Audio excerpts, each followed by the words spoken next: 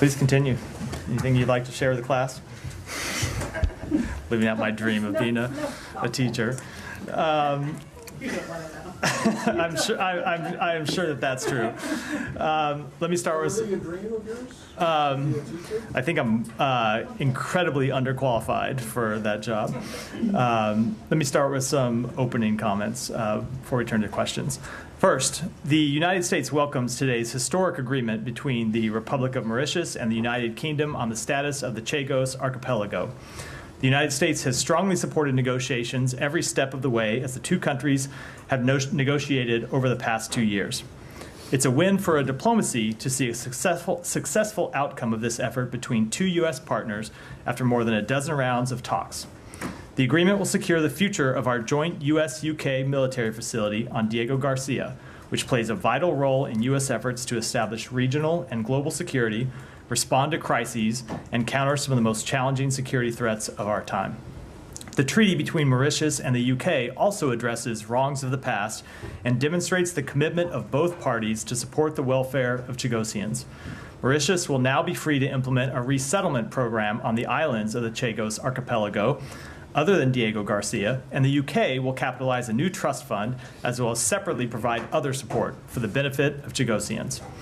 The agreement also will open up expanded cooperation between the two Commonwealth partners, who will partner on infrastructure and economic development, environmental protection, maritime security, combating illegal fishing, irregular migration, and drug and people trafficking within the Chagos Archipelago, with the shared objective of securing and protecting one of the world's most important marine environments.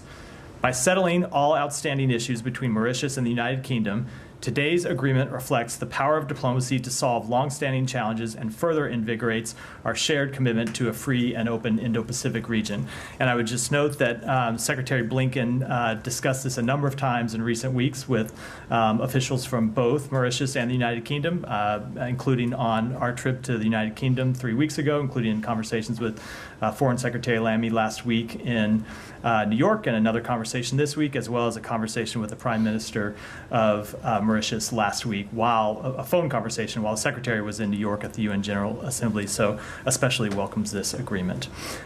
Next, turning to our efforts to provide assistance to U.S. citizens who wish to depart Lebanon.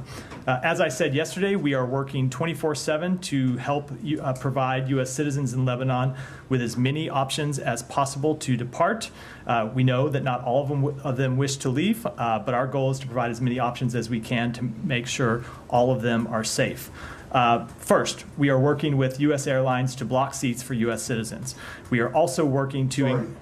With U.S. airlines? With airlines. Sorry. We are working with airlines to block seats for U.S. citizens. Excuse me. We are also working to increase the commercial capacity by organizing additional flights. In the past week, we have made over 1,400 seats available on flights out of Lebanon, and many seats do remain available. In addition, as I announced yesterday, we are organizing additional flights to allow more U.S. citizens and their eligible family members to depart Lebanon now. A second flight departed Beirut this morning with 134 passengers on it, bringing the total number of American citizens and their immediate family members who have departed on these flights to 250. And while we don't know the total number of U.S. citizens who have left via the seats we have made available on commercial flights, we do know that a high percentage of those seats have been filled. As I said at the top, we do recognize that a number of American citizens do not wish to leave. They have family members in Lebanon, and many of them are dual citizens, have lived there for a number of years. So we are also offering loans to U.S. citizens who may wish to stay in Lebanon but want to instead relocate to a safer destination inside Lebanon. Americans in Lebanon should visit the embassy website or travel.state.gov to fill out our intake form so we can ensure that they are aware of all of the options available to them. And we urge Americans to take advantage of these options now while it is still safe to do so. That? Yes. Matt. Well, I have a question on Diego Garcia, but I'll let that wait until the end because I want to start with Sure. Lebanon. So, first of all, when you say that 250 total Americans have or I just want to make sure those are all American citizens and not immediate their- family members. who may or may not be Americans. Is that right? Yes, correct. May or may not be American citizens. It's so 250. Of that 250, some of them are American citizens, some of them are their immediate family members who are also eligible for departure. Okay, and there is no distinction between, they can, even if they're not a citizen, if they're a parent or if they're an eligible child, immediate family member, they can get on flights. And these are the flights that you guys have organized. Correct. That are not on Middle East Airlines. Correct. Okay, so you're probably aware that later this afternoon there's going to be a news conference in Michigan with the Arab American group is organizing it. They say, at least, that they're going to announce a class action lawsuit against the U.S. government, but in particular the State Department for not doing enough. Now, the suit hasn't been filed, and yet, at least that I know of, and even after it's filed, I know that you were just going to defer to the Justice Department. But in terms of the complaint, the broader complaint that appears to be being raised, do you think that you've done enough to help? So you're right. First of all, let me say that I wouldn't comment on a lawsuit, but I'm happy to talk about the efforts that we have provided to help American citizens get out of the country. First, I do want to note that we have been advising American citizens to leave for months now. Lebanon has been a level 4 travel country for months. We have been telling Americans that the security situation was unstable and that they should leave via commercial options while it is safe to do so. We know that a number of American citizens did leave over the past few months, but of course there are thousands and thousands who didn't leave and decided to stay, and some for very good reasons. Some we know have family members, and as I said, aren't going to want to depart Lebanon under any circumstances, but we have been advising people to leave via commercial options while they still could. Over the past week, as the security situation got more tense and as a number of commercial airlines that were flying out of Beirut as recently as the last 10 days or so started to cancel their flights, we then started identifying these other options to get American citizens out. The first thing we did, as I said, was to make seats available on Middle East Airlines, which is the only remaining commercial carrier flying out of Lebanon. And a number of American citizens have left via those flights. You haven't? I don't have a number. As I said, we don't ever have perfect fidelity on the Americans that actually show up for those flights because it's via a commercial carrier. But we've been told by the carrier that a high percentage of the seats that they've set aside are being filled, but we just don't have an exact number. But it is in the hundreds. In addition, to supplement the seats available on Middle East Airways, we started yesterday organizing our own flights, and we had a flight with 300 seats available yesterday, and around 120 people went out on it. We had another flight with 300 seats available today, and a little over 130 people went out on it. We're going to continue to organize those flights as long as the security situation is challenging, as long as there aren't sufficient commercial options available, and as long as there's demand. So what we have tried to do is be responsive to the situation as it changes. So when there were ample commercial flights available, we were urging American citizens to take them. When the number of commercial flights shrunk, we first worked with the remaining carrier to make seats available. And when we found that there were still more American citizens that wanted to leave, we organized our own flights, and we'll continue to do everything that we can to help American citizens who want to leave get out safely. Okay. One of the other complaints that's been raised is that the cost of a seat on one of these planes, particularly on Middle East Airlines, is just exorbitant. People can't afford it. So one, if you are an American citizen who wants to leave Lebanon on one of these MEA flights and can't afford it, can you go to the embassy and get an emergency loan to pay for that seat and for the seats of your immediate eligible family members? So I don't know if you can get a loan from the embassy for a seat on the Middle East Airways flight. I'm happy to check on that. But and any individuals who have that question, if they register with our website, either the one I outlined before or the embassy people will be able to answer that question directly for them, look at their exact circumstances.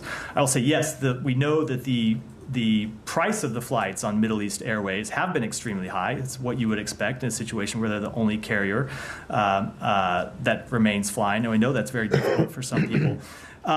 But I will tell you, that's one of the reasons why we organized our own flights, because we do recognize that a number of people just can't afford to pay those flights. And while the cost varies on the flights that we have organized, the most that any American will pay for a seat on those flights is $283.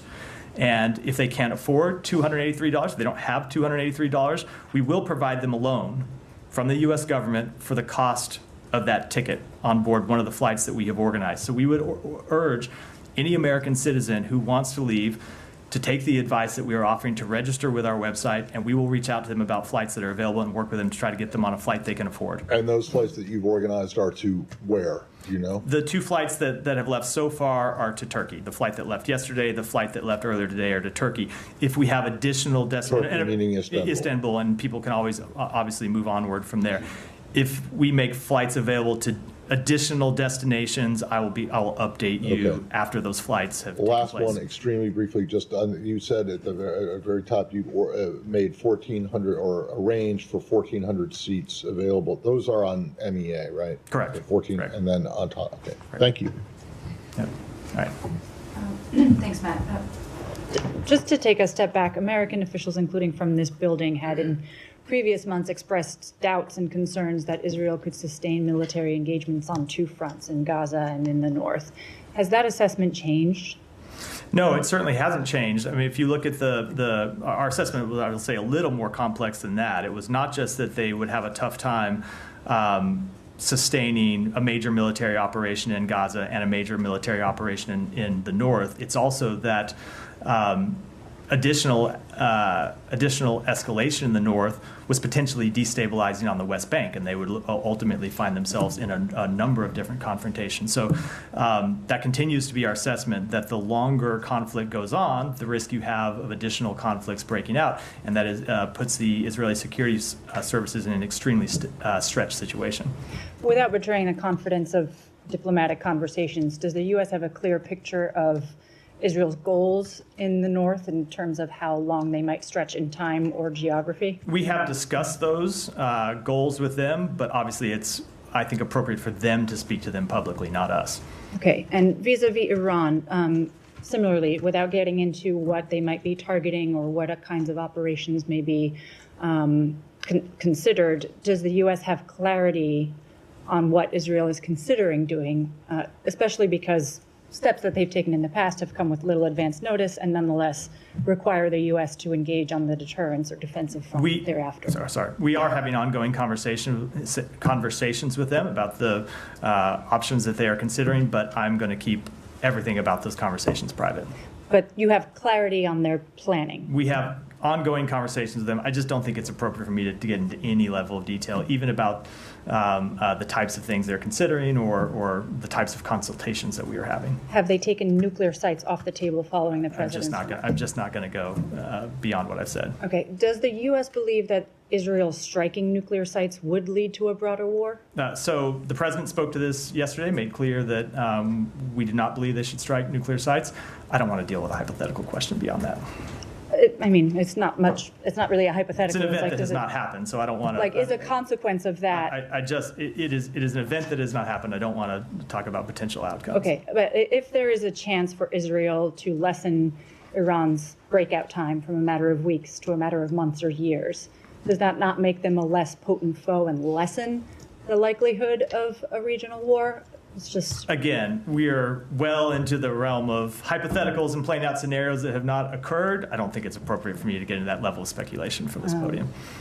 Okay, and last one. Is there today any sort of messaging from the U.S. that it will condition future arms deliveries to Israel on a circumscribed incursion into the north and a minimizing of civilian casualties there? So we have made clear from the start that we are committed to the defense of Israel and that we will remain committed to the defense of Israel. Our security partnership with them dates back decades, and we expect it to continue well into the future. We are also having conversations with them about the shape of that campaign, the scope of that campaign, what their targets are going to be, but I don't want to get into beyond that. Thank you. Just to follow up on how Israel could potentially respond to the attack that we saw on Tuesday. The president today did leave the door open to Iran going Israel going after Iran's oil reserves. Is it the assessment of Biden administration officials that going after those oil reserves would keep this conflict at the simmer that it's at right now? So that's a little bit different question than the one Olivia asked me, but only because it's about a different target. It still asked me to speculate about the outcome of an event that has not yet happened, and I'm just going to decline to do that. But certainly there must be a reason that the president feels that one action would be okay and another action would not be. So can you just help us understand the thinking of that? So I'm not going. It would require me to get into a number of conversations that we have been having over the past 48 hours with our Israeli counterparts, and that we continue to have. And I'm not going to do that from here. Okay. Same area, a slightly different topic.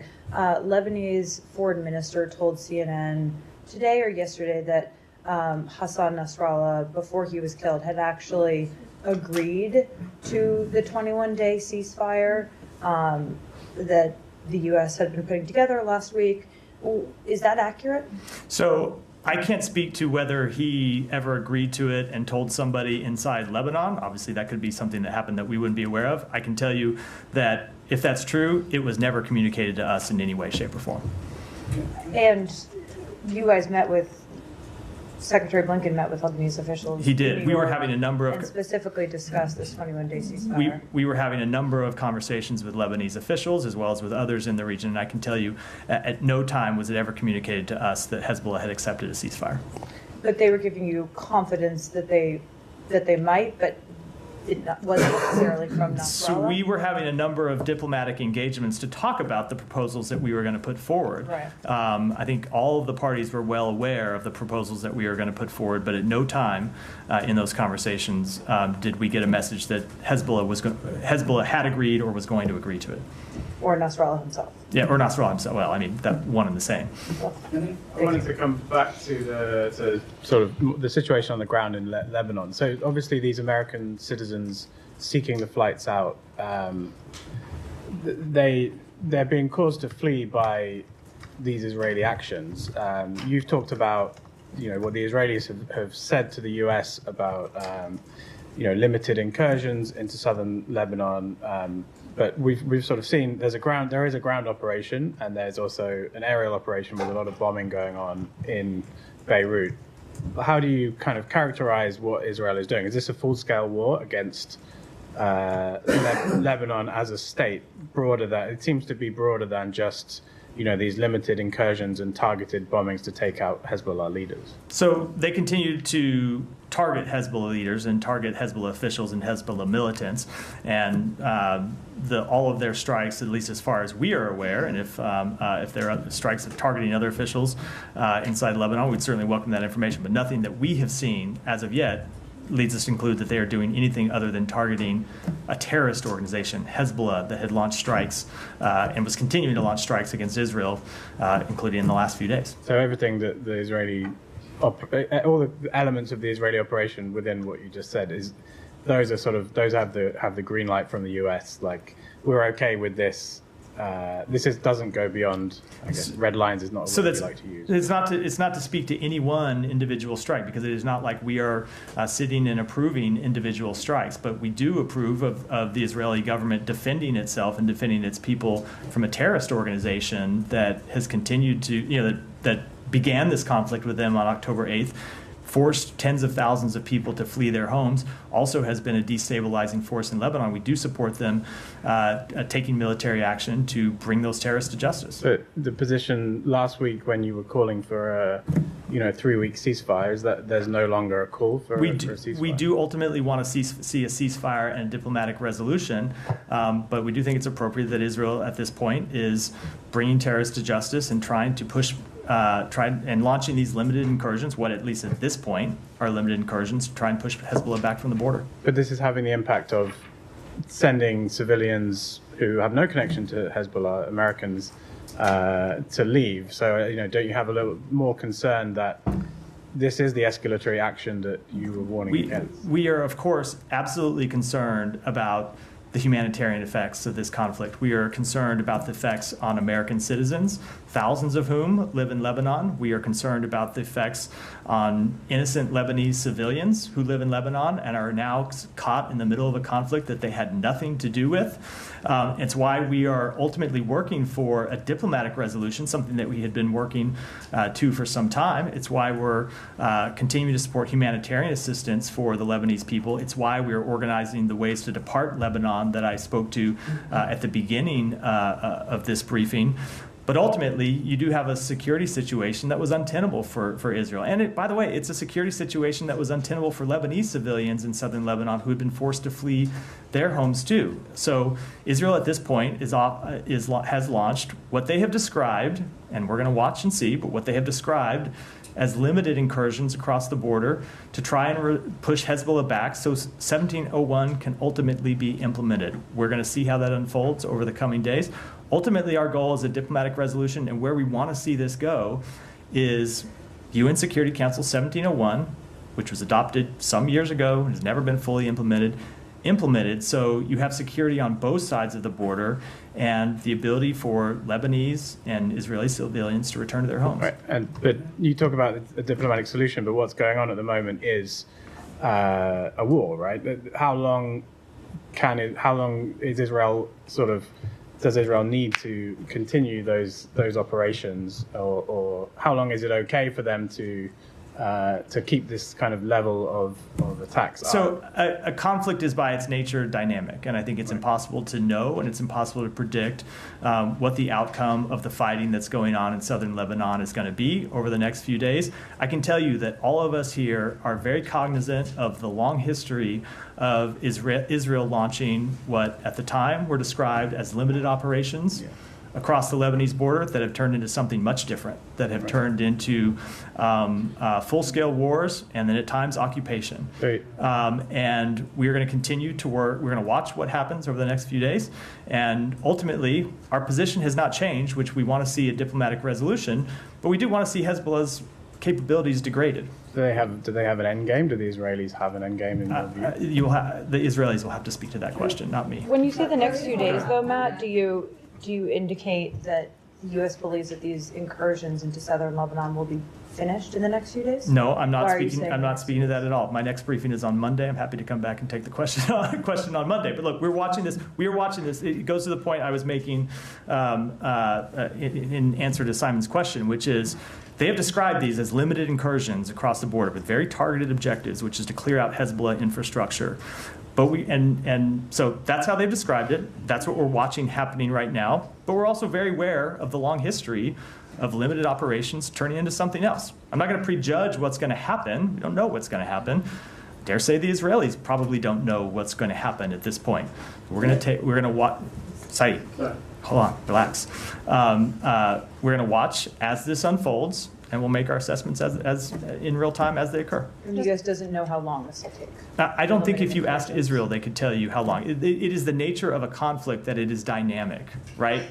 But in the case hold on, listen to me. It is unpredictable things happen in conflicts. The enemy responds in a way oftentimes that you don't expect. This isn't to prejudge any possible outcome. It's just to say it's a fluid and dynamic situation. And I think all of us ought to be cautious in pretending to say that we know exactly how it's going to roll out. But in the case of Gaza, which was not that long ago, Matt, you were pressing the Israelis to articulate a plan or a vision for governance for what comes next. Are you doing that the same in the north or not? We are having very detailed conversations with them about that. I would never read my unwillingness to talk about those conversations publicly to mean that we are not having them privately. Just follow, you said maybe the Israelis don't know what's going to happen. Is it okay for a country with U.S. using U.S. weapons to go into a conflict with no You are way out? completely misinterpreting what I'm saying. When I say that they cannot know what's going to happen, the point is that oftentimes when you begin a conflict, you do not know how it's going to go. You should at least have... It's not to say they don't have a plan. It's not to say that they don't have objectives.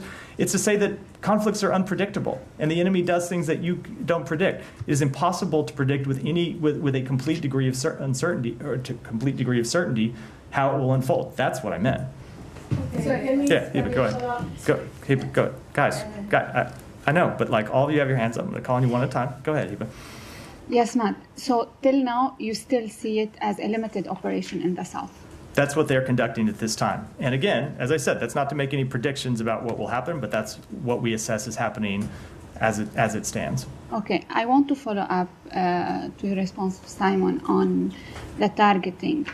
If this targeting is systematic, the manner in which it's conducted suggests that there is no safe place. Because how do you expect the people to know who's living around them, what's happening in these buildings? Can this be justified? So obviously targeted attacks on civilians could not be justified, but Israel does have the right to go after terrorists. I mean, that is just a fact under international humanitarian law, that every country has a right to defend itself against terrorists. But their strikes have to take into account civilian harm, and they need to take into account where civilians are. They need to take actions to mitigate civilian harm. They're required to do that under international humanitarian law in Lebanon, as they are anywhere else. There's 1 million and a half person in the streets now. They don't have a place to go. And the way it's conducted now, you may have more people in the streets, because how do you expect the people to know who's living in this building and what's happening? It's not only some places, I don't know. It's how do you expect that people can predict who is living beside them? So there are horrific consequences of this conflict. It's why we ultimately want to get to a diplomatic resolution. This is a security situation that has plagued Lebanon for years, and you obviously know the long history well, which is Hezbollah has been a destabilizing force that has attacked not just Israel but has attacked Lebanese civilians and has put the entire region in this untenable situation where after October 7th they began launching attacks on Israel that forced tens of thousands of Israeli civilians to move. And then Israel responded, and they had this tit-for-tat escalation back and forth that forced tens of thousands of Lebanese to move. So we're absolutely cognizant of the people who have been forced to move over the past week or so. We're also cognizant of the tens of thousands of people on both sides of the border who have had to move over the past year. And so ultimately, we want to see a resolution of this conflict where Hezbollah doesn't have the ability to keep sending the region into this spiraling, deteriorating security situation. Well, you're confident that they are targeting only Hezbollah?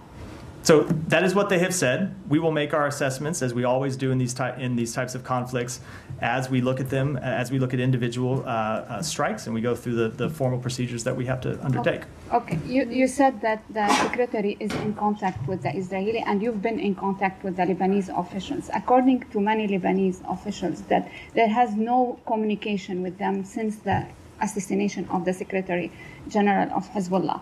You specifically spoke about the role of the state, the army, and other factors. Can we now conclude that you are waiting to see what unfolds on the ground before making any decisions? What do you mean, any decisions? I mean, who you are in contact with? We have been in contact with a number of Lebanese officials, not just at the State Department, but from across the government. I can't speak to individual conversations here, but that's not accurate to say that we've not been in contact with Lebanese officials. We have been. In the last few days? Yes. Okay, one final question. When today Kata'ib Hezbollah, after what the president response to the question on the possibility on attacking the oil sites in Iran, Kata'ib Hezbollah put out a statement: if the energy war starts, the world will lose around 12 billion barrel of oil. And as Kata'ib Hezbollah said before, either everyone enjoys the oil or everyone is deprived. Does that concern you? Again, I'm not going to speak to hypothetical scenarios. We are consulting with Israel about their response, and we're going to keep those consultations private. Saeed. Thank you. Thank you for being patient. Yeah. Just to follow up on, what Kylie said about the Lebanese foreign minister saying that Hezbollah agreed and so on. But I want to ask you about the proposal itself, because we were all there and we thought that something was coming.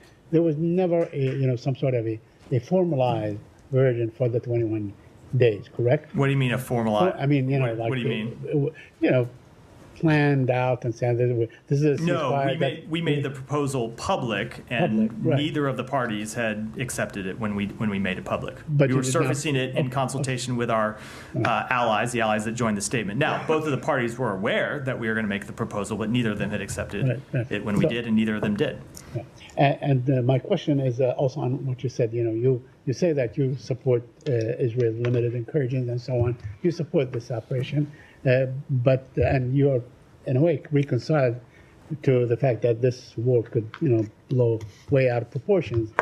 Citing what happened in 1982, an incursion that went on to be an 18-year occupation, and so on. So, which is it? I mean, are you reconciled to this fact, or do you want to push for a diplomatic solution right now? I mean, before things get out of hand. So we do ultimately want to see a diplomatic resolution, but we also think it's appropriate that Israel takes steps to try and deal with what has been an untenable security situation, both for them and for the Lebanese people. Okay. So let me ask you: do you now that we are really on the brink of maybe a major war, you think that this administration, the Biden administration, missed an opportunity by not rejoining the GCPOA? So, if you recall, Saeed, and I assume you were here in 2021 and 2020. I wasn't, but I think you were here during We were all here. during the law, and probably heard from Ned a number of times about this situation. Right. We made clear from day one of this administration that we believe diplomacy is the best way to achieve a solution to Iran's nuclear program. And in 2021 and 2022, there were multiple efforts to return to the JCPOA after the previous administration's catastrophic decision to withdraw from it.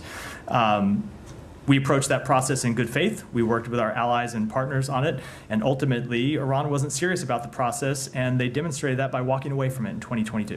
Mm-hmm. Now, on the issue of the war in Gaza, I mean, you always say Israel's right to defend itself, and that's fine. A sovereign state can defend itself. But also, Israel uses the euphemism or the pretext, whatever you want to call it, of saying that there are human shields and so on. So conceivably, these are not regular. I just missed the pretext of what? And the pretext of continuing its attacks and so on populated neighborhoods and many places, saying that there are militants.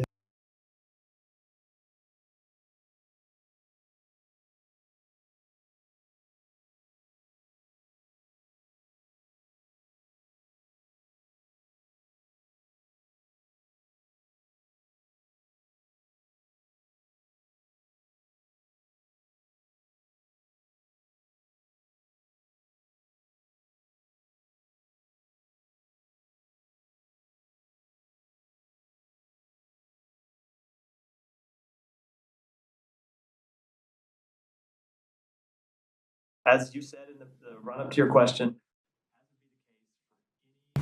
nation facing an ongoing terrorist threat. But also, ultimately, we want to see the establishment of an independent Palestinian state, which I'm going to be perfectly blunt. The absence of a Palestinian state in no way justifies terrorism against the state of Israel and Israeli civilians. It absolutely does not. We're also aware that the absence of a Palestinian state is one of the major drivers of insecurity and instability in the region. And we continue to believe that the best way for Israel to achieve its long-term security, in addition to all the benefits it would bring to the Palestinian people and all the benefits it would bring to the region, is the establishment of a Palestinian state. The current government of Israel has made clear that they have a very different view of that question. We will continue to make clear on behalf of the United States what we believe is in their interest and what we believe is in the broader region's interest. Thank you. Nadia. Thank you. First, any reason why these flights that evacuating civilians are not made free? Because I'm sure taxpayers' money will be happy to evacuate people and civilians. There's a very good reason. We're prohibited by U.S. law from making them free. Okay. So I have heard that complaint that we should make them available for free, and I would encourage any American who believes that to contact their congressman and ask to change the law, because we are prohibited by law from making them free. Now, that said, the most that anyone will pay is $283, and I understand that's still a lot. It's only halfway. It's only to Turkey. I understand that that's still a lot of money that some people have, but we will make a loan. We will provide a loan to them so they can go out on that flight. And if you want us to provide free flights, we need to change the law. We're just not allowed to, fundamentally. All right. Hopefully it will change. Yesterday I asked you about the 6 first responders who were killed. Today, the total number is 97 of people who are trying to help others have been killed. So do you believe that Israel is taking every precaution to avoid people like first responders, doctors, people on the front line who are trying to help people who are wounded or evacuated? I cannot give you an assessment of the strikes they have conducted over the past few days. I can tell you that that is the type of thing that requires us to take a very detailed look at the facts and the law and the circumstances. I can tell you when, after a considered period of time in the conflict in Gaza, we looked at the number of civilian casualties, including first responders, including aid providers, including humanitarian workers. We did find that it was reasonable to assess that Israel had, in certain incidences, violated international humanitarian law. But it takes time to look at the collection of incidents to come to an overall judgment of that nature, let alone a specific judgment on any one strike. Okay, Lebanese health minister said today that Israel accusing Lebanon of hiding rockets in hospital is pure propaganda. Does the U.S. assess that actually there are rockets or no rockets in hospitals in Lebanon? I don't have we heard in Gaza. Sorry, I don't have any assessment to provide as it relates to the presence of rockets in hospitals. Will you look into it? Because so that potentially requires me to offer you an intelligence assessment. Even if I look into it, doesn't mean I can come to here and speak to it from the podium. I may be able to, may not be able to, but I'm not going to promise I'm going to be able to offer an assessment from here. Sure, because they give us assessment of other things. One following question, so I give others the chance to answer. There was a clip that's been circulating on the social media that your former colleague Ben Rhodes has retweeted, and that's of Prime Minister Netanyahu testifying in Congress 22 years ago, saying basically, and I'm sure you saw it or maybe you will see it, if we get rid of Saddam Hussein, everything, the whole Middle East will be great. And we know how the Middle East turned out to be. So do you see a scenario now where Netanyahu is saying if we just got rid of Hezbollah and Hamas, the whole Middle East will be great? Do you see similarities between the two historical I'm just not going to comment. I'm not going to comment on something that the Prime Minister said years and years ago. There's just let me finish. There's an obvious difference between targeting a terrorist organization and targeting a state. I'll say that. We do believe they have the right to target a terrorist organization that has been attacking civilians in its time. Can I have a clarification on the flights? Just the flights. Because I remember when we worked for the UN, we were getting transported by American military planes, the C-130, C-17s from Amman to Baghdad and so on. I mean, was that the case? Free. I mean, it's just... So, I'm sorry, I have no idea the circumstances of the flight you're talking about. I can't possibly speak to that. Can I just back on the question about the health workers being killed in Lebanon? Did you ever get clarity on whether this American who was killed there the other day was a full-on citizen or? So speaking of Kamel Jawad, I think his family has they put out a statement. But I'm just wondering what his. So we continue to look into it. I can tell you that the information that we had yesterday, we could not verify that he was a U.S. citizen, and we believed he was a legal permanent resident. I've seen now that the family has described him as a U.S. citizen. That may very well be true. We are looking through our records now to verify whether he was an American citizen or whether he's a legal permanent resident. Either way, he was an American. And I get that, but there is a distinction. Yeah. So that review is still underway. Yeah, we're looking to. I hope to have some information by the end of the day, but we haven't determined definitively one way or the other. But as I said, either way, he's an American, and his death was a horrific tragedy, and I think I said unavoidable. His death was a horrific tragedy, and we offer our sincerest condolences to his family. Can I just press you a bit more on this? The reports of this strike in Bashura in Beirut overnight, which is a very residential area. Reportedly, it has Hezbollah linked the Islamic Health Organization, in which local reports say 9 people were killed. I mean, have you got any assessment on that or any more information? I don't. Obviously, we want to see hospitals and healthcare facilities protected. I don't know any of the underlying circumstances related to that strike, so I certainly can't speak to it. Because it feels like the phenomenon we saw in Gaza of healthcare facilities being targeted may now be happening in Lebanon. And so, the bar under international humanitarian law is extremely high. So I wondered, how closely you're looking at this and what conversations you're having with the Israelis about it. So I just can't speak to the circumstances of the strike because I don't know. But I will say, when it comes to Gaza, there are circumstances where not the Israeli government, but the United States assessed and had definitive evidence that Hamas was operating outside of hospitals and had built bunkers underneath hospitals. So we want to see healthcare sites protected, but at the same time, at least in Gaza, we saw Hamas actually operating outside of a hospital. It's not to speak to this strike because I don't have any definitive information about it, but just an important point about the but I think it's incidents in Gaza. It's important to ask the accountability question. I mean, Article 9 of the 4th Geneva Convention, but you talk about protection ceasing if it's used for hostile intent. But that is only after due warning has been given, naming in all appropriate cases a reasonable time limit, and after such warning has remained unheeded, the fact that sick or wounded members of the armed forces are nursed in these hospitals shall not be considered to be acts harmful to the enemy. So even if it is a Hezbollah-linked organisation, the medics are there treating, potential militants, whatever, that's still not high enough bar to attack it. And once it is attacked, there has to be, a huge amount of warning given and enough time for people to leave. So I asked the question because are you getting a sense from the Israelis that they're doing that? And we've seen this one here overnight. I'm fully aware of the provisions of international humanitarian law. I just don't have the underlying facts about this strike and why they made this strike and what they believe they were hitting and what they actually hit. Okay, and Chagos Island, are we going to come back to that? Yeah, we'll come back to it. Okay, thank you. Yeah, thank you, Matt. I do note the BBC's interest, so I was going to come back to that. But I'll come. I'm already noting your interest. We'll come back to that as well. Are you considering the other UK based outlet raises their hand as well? Go ahead. Are you considering providing humanitarian aid to Lebanon at this time? We are providing humanitarian aid. We are the largest humanitarian aid to the Lebanese people, have been for some time. We're working with a number of international humanitarian organizations. We want to make sure that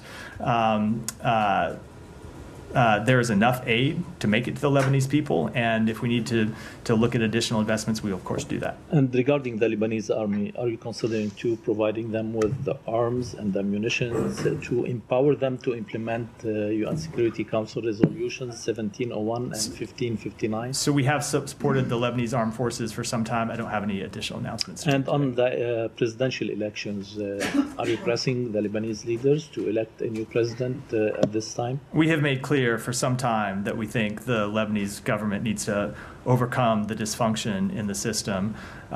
One of the primary instigators of that dysfunction being the Hezbollah veto over who the next president would be and elect a president. And through your contacts with the Speaker of the House, did you feel like he's moving forward in this? I wouldn't want to get into those conversations in detail.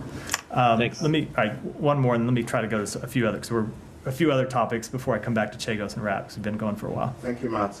Just want to ask you about a comment you made earlier about that the ceasefire is still your goal, but you are supporting the incursion, ground incursion, to target a terrorist organization positions in the south, as you mentioned it. But what is needed to be achieved in the ground, then the priority will be the ceasefire? So I'm not going to offer an assessment today of where the operations that the government of Israel has launched, where they are going to go. We support them in these limited incursions to clear out Hezbollah infrastructure above and below ground, but ultimately we want to get to. But I'm not asking about the Israeli government. But it is a question about where it's going to go. I'm not going to publicly. I'll rephrase.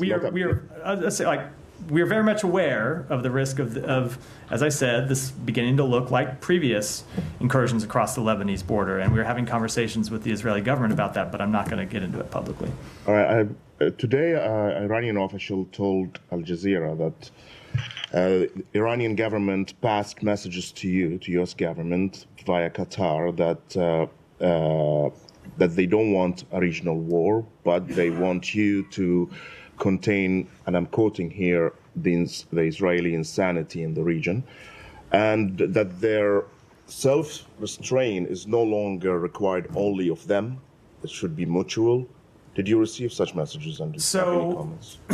I rarely, and I'm not going to, in this instance, comment on messages that we have received or may have received from the Iranian government. I would note that the day after you launch 200 ballistic missiles at another state, or 2 days after you launch ballistic missiles at another state, it's hardly time to pat yourself on the back and show that you've exercised restraint. Iran very much has not exercised restraint. They escalated this conflict by launching a direct state-on-state attack to defend the terrorist organizations that they have sponsored in the region for years. We have made clear to Iran that we do not want a full-out regional conflict. We have made clear to Iran, going back a number of months, that they should not do anything to escalate this conflict. Unfortunately, they did. My last question is, today the president said that nothing will happen today, as on Thursday, about the Israeli retaliation. Is that something based on assurances from Israel, or is just a guess? I'm not going to speak to that any further. All right. Just to follow that, Yeah. So has the U.S. government received any messages directly or indirectly from Iran about what they might do next if Israel retaliates? We often receive messages from them. I'm not going to comment on the detail. I'm not going to comment on any messages we might have received, let alone what the contents of those would be. But I would say, just as a general practice, oftentimes the messages that we do receive track pretty closely with the things that you hear them say publicly. On this matter, how would you view the Iranian president's visit to Qatar a day after they launched 200 missiles to Israel? I don't have any comment at all. Those two countries have had relations for some time. All right, go ahead. A Yazidi woman was freed after being trafficked to Gaza. What role did the U.S. play in her rescue? And the circumstances of her captivity seem undoubtedly horrific, but can you explain why the U.S. chose to intervene in this particular case? So you're right. We did recently help safely evacuate from Gaza a young Yazidi woman so she could be reunited with her family in Iraq. The circumstances of this case really hard to describe. This is a now young woman who 10 years ago, when she was an 11-year-old girl, was kidnapped by ISIS in Iraq, sold, and forced to marry a Hamas fighter in Gaza, moved to Gaza against her will. The recent death of her captor in Gaza allowed her to escape. And we were contacted by the Iraqi government, who was made aware of the fact that she escaped, that she was alive, and that she wanted to come home to her family. And the government of Iraq asked us to do whatever we could to get her out of Gaza and get her home. So over the past few weeks, we worked with a number of our partners in the region to get her out of Gaza, to get her safely home, obviously with the government of Israel, and with other partners as well, to get her out of Gaza, get her home to her family. And I can say now that she is safely home with her family in Iraq. I would ask that, obviously this is someone who's gone through pretty difficult circumstances. We would ask that everyone respect her privacy, of course. But I would say in a number of times over the past nearly 12 months, we have been able to get people out of Gaza. Obviously, our first priority is always the safety and security of American citizens. And when we're working to get people out, we always work first to get American citizens out. But there are a number of others who, in certain cases, for example, kids with cancer, other people who needed medical treatment, who were not citizens of the United States, where we have been able to get involved and get them safely out of Gaza. Can you explain a little more when you say work with your partners to help in the rescue? Can you speak a little more to the specific role that U.S. played as far as the embassy? I can't really get into the full details. I can say she had already made it out of captivity herself inside Gaza after her captor had been killed. Remember, she was married to a Hamas fighter. We found out about the situation from the government of Iraq, who asked for our help. We then worked with the government of Israel to get her out of Gaza and get her safely home, working with other countries in the region. But I really can't go into some of the underlying details. Yeah. Go ahead. Just following up on this question, is that the only case that you're aware of that the Yazidi girls are in Gaza and in that area? Because there are about 2,600 Yazidis that are missing, and I'm sure that the U.S. government are helping the Iraqi government to rescue them. Yeah, so the secretary has spoken to this on a number of occasions. That you're right, it is somewhere around 2,600 who remain missing and unaccounted for. We obviously don't know where all of them are. This is the only case that I'm aware of. There may be others who are in Gaza. We only became aware of this case because, as I said, the government of Iraq brought it to our attention and asked for our help. I'm not aware of any others. It doesn't mean there aren't any. I'm just not aware. Yeah, and another question on the Iranian attack. After President Biden said today they are discussing a possible Israeli strike on Iranian oil facilities, the Iranian UN mission said anyone who's helping Israel attack Iran would be a legitimate target for Iran. So, and yesterday the Iranian president said that we are not seeking a war, but if Israel responding us and attacking us, we will attack them harder. So how do you see these comments? Is that something that you are taking or looking at when you are calculating a response to Iran? So the only thing I will say that is that we have made quite clear that we will defend against any attacks on U.S. personnel and U.S. interests in the region. I think I'll leave it at that. Let me do one more. Go ahead, and then I'm going to come back to the Chagos. Go ahead. So have you seen this report from the Times of Israel this morning and a few other outlets that the Lebanese military for the first time has been involved in a direct shooting conflict with Israeli forces? And in general, you've spoken, I think, earlier this week a few times about about the rights of sovereign nations to defend themselves. Where does that play into Lebanon, and at what point does Lebanon have a right to say, you're on our territory, you need to leave? So every country, of course, has the right to defend itself, but the conflict in Lebanon has not been with the state of Lebanon. It has been with Hezbollah. I can't speak to this specific reported exchange of fire because I don't know the underlying details, but the conflict has not been with the state of Lebanon. Mm-hmm. So, all right, Matt, you want to do Chagos? Matt, so you mentioned when you opened with the Chagos, you mentioned that this agreement would that addresses the wrongs of the past, and by that I presume you mean the forcible relocation of the island of the islanders, Chagosians, yeah.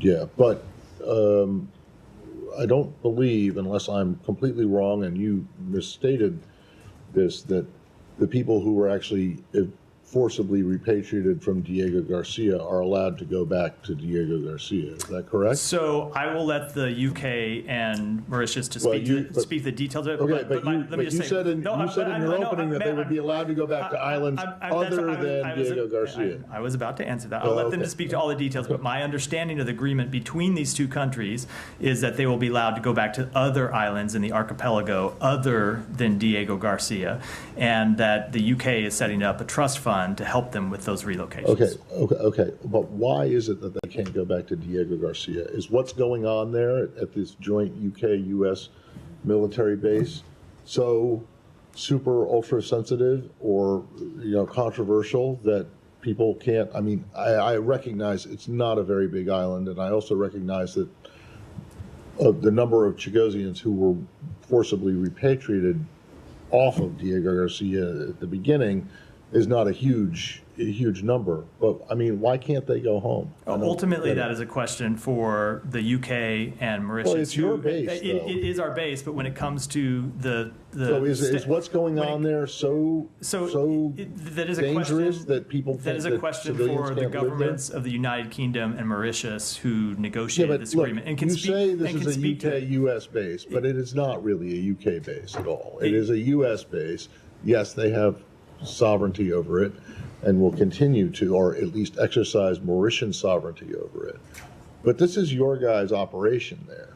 It is. So why is it that you don't want people who lived on the, who were on the island and were forcibly moved off of it to go back? It is not a question of the United States wanting them or not wanting them. It is a question for the United Kingdom and Mauritius, who negotiated this agreement and ultimately came to this resolution that both countries deemed was equitable, where Chagosians would be able to return to other islands in the archipelago and would get financial assistance to do so. We have stated previously for many years that the manner in which the Chagossians were removed is regrettable, and we welcome this agreement to see them allowed to return to other islands in the archipelago. I'm sorry, I just don't get why they can't. Why the people who were removed from Diego Garcia can't go back to Diego Garcia, but they can go back to other islands. I mean, there must be something about Diego Garcia that makes it either dangerous or inhospitable for civilians, and I just think that people should know what that is. Look, obviously we have a base there, but when it comes to this exact question, it really is a question for those other two governments.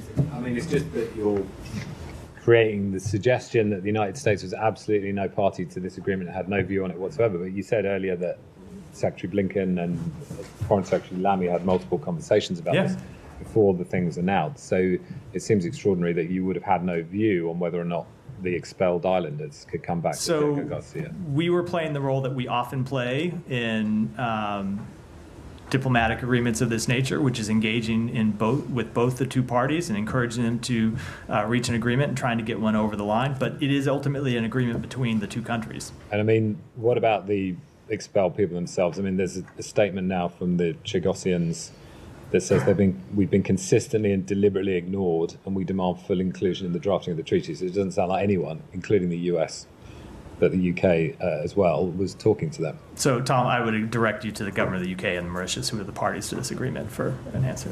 Yeah. Then we'll slightly different sort of criticism that's come up from in the UK. The Conservatives, they were also involved in negotiating it, but there's been this concern raised, obviously, with Mauritius has a relationship with Beijing, with the Chinese government. Do you have some concern that the sort of handover of this territory to Mauritius will somehow open those US-UK operations up to some more interference by the Chinese? I will say we are fully confident that the provisions of the agreement allow us to do everything we need to protect U.S. security, including the security of that base. And this fear of somehow Chinese meddling has been sort of incorporated into it in your understanding? I'm not going to speak to it in detail, but the provisions of the agreement do give us assurances that we will be able to maintain the security of our base. You can't say what those provisions are? Not from here. With that, we'll wrap for today. Thanks, everyone.